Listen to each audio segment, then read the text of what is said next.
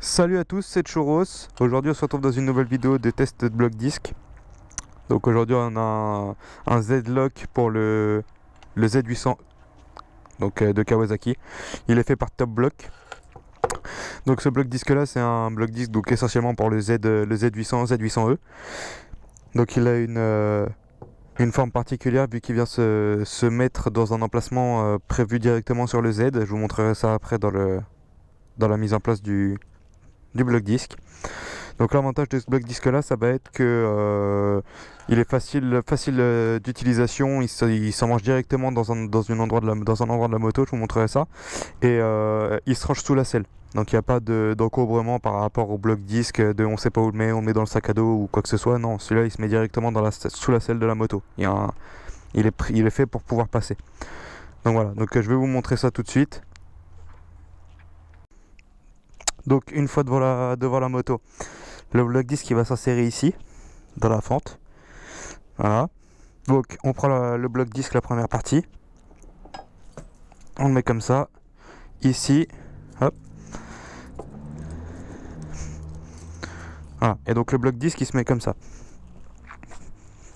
Il passe comme ça. Donc du coup en fait, il est vraiment bloqué dans l'attache de l'étrier de frein. Il passe dans toute la jante et il est bloqué dans l'autre attache. L'avantage de ce bloc disque là, du coup, c'est qu'il va être chiant à couper si jamais quelqu'un veut vous voler votre moto. Il va être obligé d'attaquer la fourche. Et aussi l'avantage de ce bloc disque là par rapport à un autre, c'est qu'il passe sous la selle.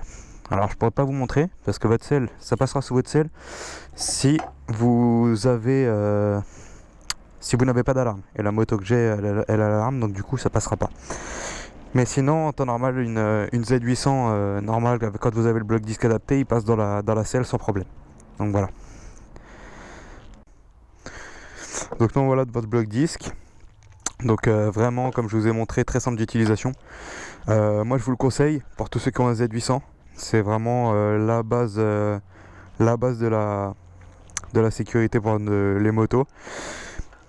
Pas super cher vu qu'il est aux alentours de 100 euros. Voilà, faut bien choisir le modèle de la moto et l'option, donc avec ou sans ABS. Après, je voulais dire aussi, il faut faire attention quand vous mettez et que vous enlevez le bloc disque à pas taper la fourche. Parce qu'il y en a certains qui, à force de le mettre et de l'enlever, ont tapé la fourche aux endroits où il y a le joint et donc du coup ils se tapent des fuites de fourche. Donc voilà, c'est tout ce qu'il y avait à dire. Sinon, voilà, moi vraiment je vous le conseille, il est vraiment top.